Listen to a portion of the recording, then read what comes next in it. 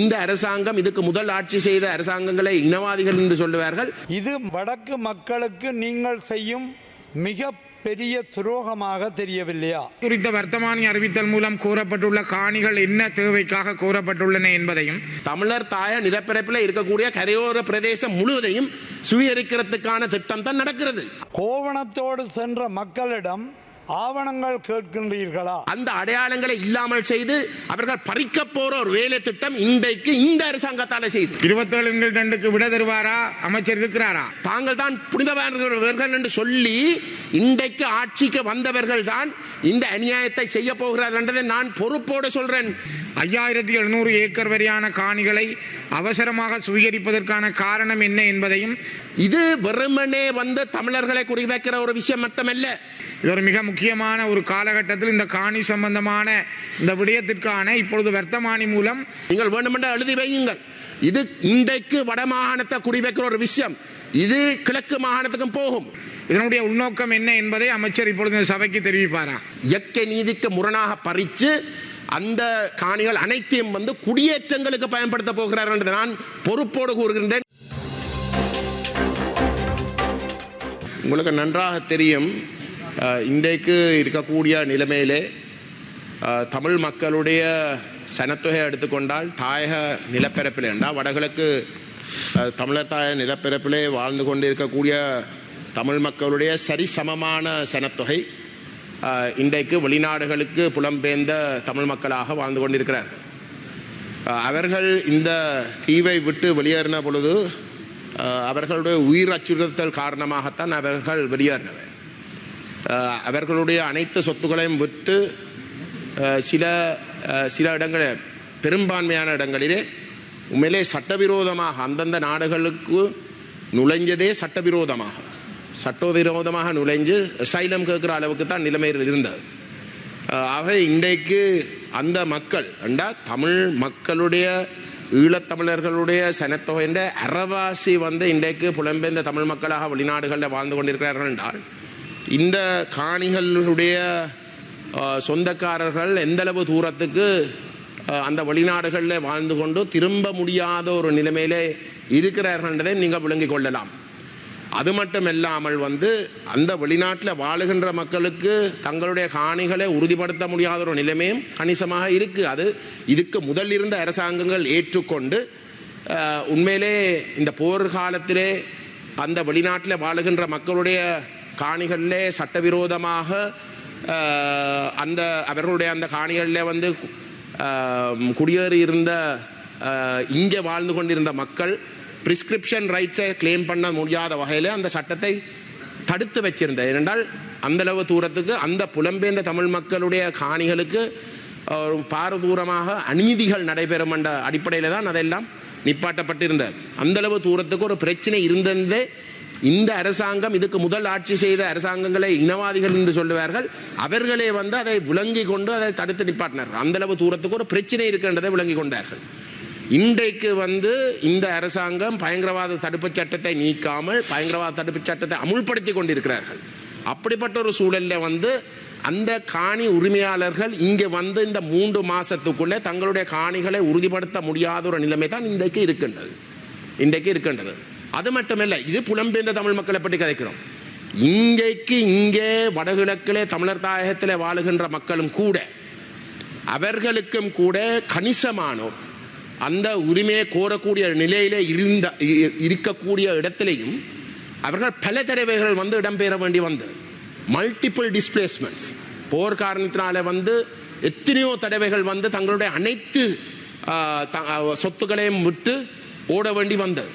அப்படிப்பட்ட ஒரு நிலையிலே நான் கேட்கிறேன், இந்த காணிகளை உறுதிப்படுத்த சொல்லி 3 மாசம் கொடுப்பது இது ஒரு ஏற்றுக்கொள்ளக்கூடிய ஒரு விடயமா? இந்த காணி சம்பந்தப்பட்ட விடயங்கள் முற்று முழுதாக தமிழருடைய இன பிரச்சனையோட அடிப்படை காரணம் என்றது விளங்கிக் கொள்ள வேண்டும். இது இந்த அரசாங்கத்துக்கு தெரியாது சொல்றீங்களோ? அப்படிப்பட்ட ஒரு நிலையிலே இந்த தமிழர்களுடைய காணி சம்பந்தப்பட்ட விஷயத்தை இந்தளவு தூரத்துக்கு ஒரு நியாயம் இல்லாத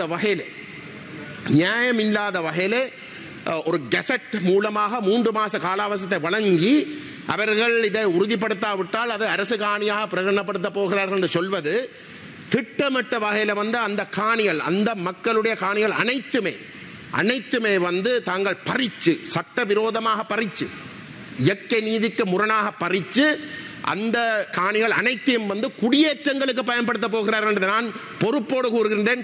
குடியேற்றங்களுக்கு பயன்படுத்த போகிறார்கள் என்றதுதான் உண்மை. இது வந்து ஒரு இந்த அரசாங்கம் விஷயம் விளங்காமல் ஒரு தவறாக அவசரப்பட்டு செய்கிற ஒரு விஷயம் அல்ல. நான் இதுக்கு முதலும் பல தடவைகள் இந்த பாராளுமன்றத்தில் வெளியிலேயும் சுட்டிக்காட்டி வருகிறேன்.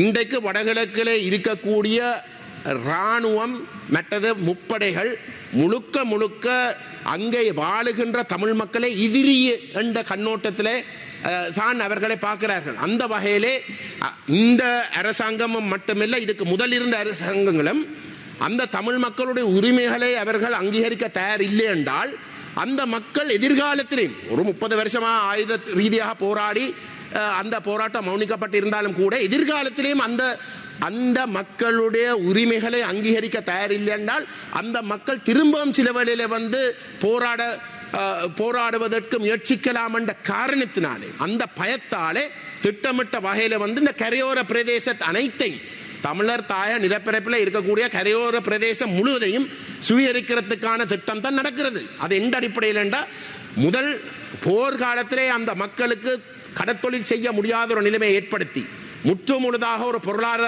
தடை, கடத்தொழில் தடை 30 வருஷங்களுக்கு மேலாக மேற்கொண்டு அந்த மக்கள் முழுமையாக தங்களுடைய வாழ்வாதாரத்தை இழக்கிற அளவுக்கு, தங்களுடைய வாழ்க்கை நடத்த முடியாத அளவுக்கு ஏழை தன்மைக்கு அவர்களை இருக்கிறார்கள். அந்த வகையில் அந்த மக்கள் இந்த மண்ணில வாழ முடியாதுன்னு சொல்லி வெளியேறார்கள். அந்த மக்கள் தான் இன்றைக்கு புலம்பெயர்ந்த தமிழ் மக்களாக வந்து வெளிநாடுகளில் போய் சென்றிருக்கிறார்கள். ஆகவே அந்த சுவீகரிப்பு திட்டமிட்ட வகையிலே அவர்களுடைய பொருளாதாரத்தை அழிப்பதின் ஊடாக நீங்கள் ஏற்கனவே போர்க்காலத்திலே செய்தீர்கள். இதுதான் மிச்சம். இன்றைக்கு நீங்கள் நடத்த போறது இதுதான் மிச்சம். அந்த மக்களுடைய நிரந்தரமாக தங்களுடைய உரிமைகளை, தங்களுடைய காணிக்குரிய மண்ணுக்குரிய அந்த அடையாளங்களை இல்லாமல் செய்து அவர்கள் பறிக்க போற ஒரு வேலை திட்டம் இன்றைக்கு இந்த அரசாங்கத்தால் செய்து. யார் இந்த அரசாங்கம்? இதுக்கு முதலில் இருந்த ஆட்சியில் இருந்தவர்கள் அனைவரும், சிங்கள கட்சிகள் அனைத்தும் தமிழர்களுக்கு எதிராக ஒரு இனவாதத்தை கேட்கிறவர்கள், அவர்கள் பிழையானவர்கள், தாங்கள் தான் புனிதவானவர்கள் என்று சொல்லி இன்றைக்கு ஆட்சிக்கு வந்தவர்கள் தான் இந்த அநியாயத்தை செய்ய போகிறார்கள் என்றதை நான் பொறுப்போடு சொல்றேன். கௌரவ பிரதி சபாநாயகர் அவர்களே, இது வெறுமனே வந்து தமிழர்களை குறிவைக்கிற ஒரு விஷயம் மட்டுமல்ல, இது திட்டமிட்ட வகையிலே வந்து தமிழ் பேசும் மக்களை குறிவைக்கிற ஒரு விஷயமாக மாறும். நீங்கள் வேண்டுமென்றால் எழுதி வையுங்கள். இது இன்றைக்கு வடமாகாணத்தை குறிவைக்கிற ஒரு விஷயம், இது கிழக்கு மாகாணத்துக்கும் போகும். ஏன் இது நடக்குது என்றால், ஒன்றில் இந்த அரசாங்கத்துக்கு முதுகெலும்பு இல்லை. இந்த இராணுவத்துடைய தமிழ் விரோத செயல்பாடுகளை நிப்பாட்டுவதற்கு, இவர்களை தடுத்து முற்று முழுதாக இந்த இராணுவத்துடைய மனோநிலையை மாற்றி அமைக்கிறதுக்கு இவர்களால் இயலாது. இந்த அரசாங்கமும் இந்த இராணுவத்துடைய மிக மோசமான இனவாத செயல்பாடுகளுக்கு துணை போகின்ற வகையில் முற்று முழுதாக உடந்தையாக அவர்கள் செயல்படுறதாக மட்டும்தான் நாங்கள் இதை பார்க்கலாம். ஆகவே சரியான கோணத்தில் விளங்கிக் கொள்ள வேண்டும். இந்த தெளிவான செய்தியை இந்த அரசாங்கம் இன்றைக்காவது விளங்கிக் கொண்டு இந்த வர்த்தமானியை உடனடியாக ரத்து செய்ய வேண்டும் என்று நான் கேட்டுக்கொள்ள விரும்புகின்றேன். காணி சம்பந்தப்பட்ட விடயங்கள் தமிழருடைய அடிப்படை பிரச்சனை சம்பந்தப்பட்ட விடயங்கள்.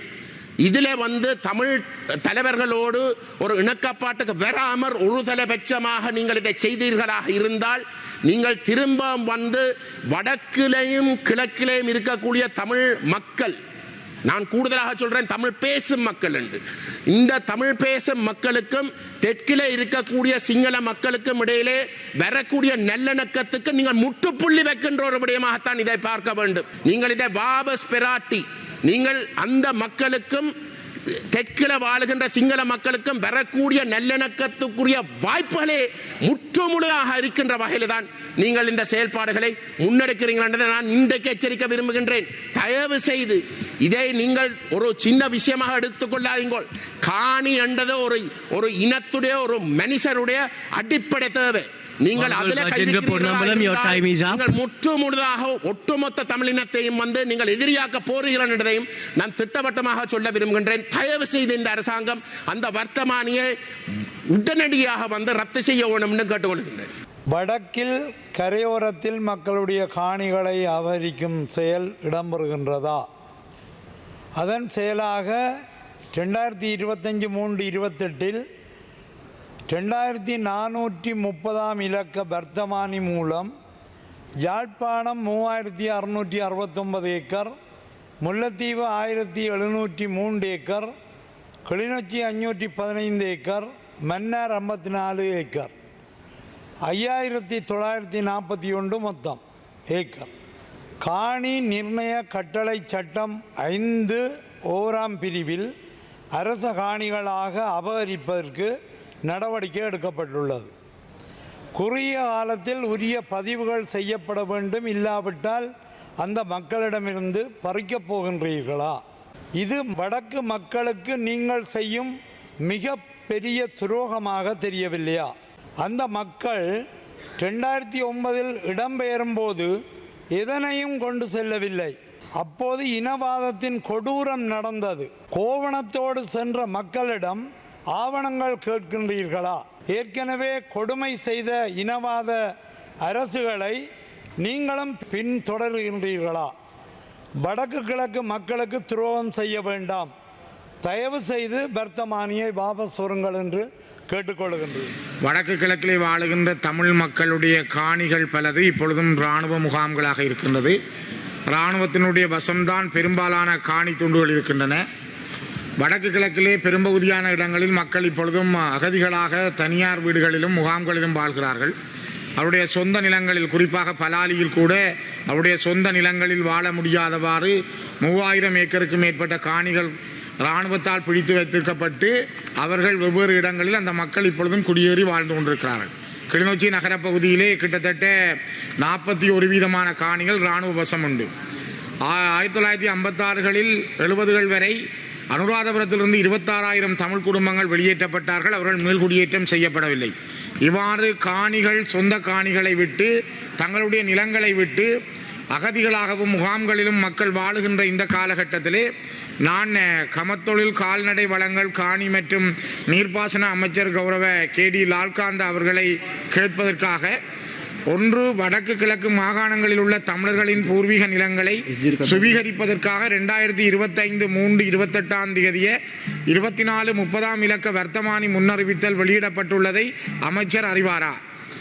மேற்குறித்த 2வது கேள்வி, மேற்குறித்த வர்த்தமானி அறிவித்தல் மூலம் கோரப்பட்டுள்ள காணிகள் என்ன தேவைக்காக கோரப்பட்டுள்ளன என்பதையும் 5700 ஏக்கர் வரையான காணிகளை அவசரமாக சுவீகரிப்பதற்கான காரணம் என்ன என்பதையும் அமைச்சர் இச்சபைக்கு அறிவிப்பாரா? 3வது, வடக்கு கிழக்கு மாகாணங்களில் நீண்டகாலம் நடைபெற்ற யுத்தம் காரணமாக மக்கள் இடம்பெயர்ந்து உள்நாட்டிலும் வெளிநாடுகளிலும் உறவினர் நண்பர்களின் வீடுகளிலும் வாழும்போது அவர்களது காணிகளை விடுவிக்க நடவடிக்கை எடுக்காமல் மக்களின் காணிகளை சுவீகரிக்கும் இந்த வர்த்தமானி அறிவித்தலின் உள்நோக்கம் என்ன என்பதை அமைச்சர் அறிவிப்பாரா? 4வது, தமிழ் மக்கள் மீது மேற்கொள்ளப்பட்ட நீண்டகால யுத்தம் காரணமாக அவர்களது காணி ஆவணங்கள் தவறிடப்பட்டுள்ளதாக மாவட்ட செயலகங்கள் தெரிவிக்கும் நிலையில் இப்புதிய வர்த்தமானி அறிவித்தல் மூலம் காணி உரிமையை உறுதிப்படுத்துமாறு எவ்வாறு கோர முடியும் என்பதை அமைச்சர் இந்த உயரிய சபைக்கு அறிவிப்பாரா?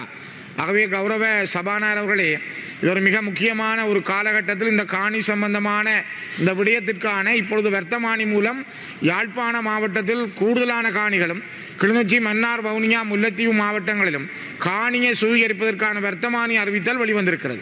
இதனுடைய உள்நோக்கம் என்ன என்பதை அமைச்சர் இப்பொழுது இந்த சபைக்கு தெரிவிப்பாரா?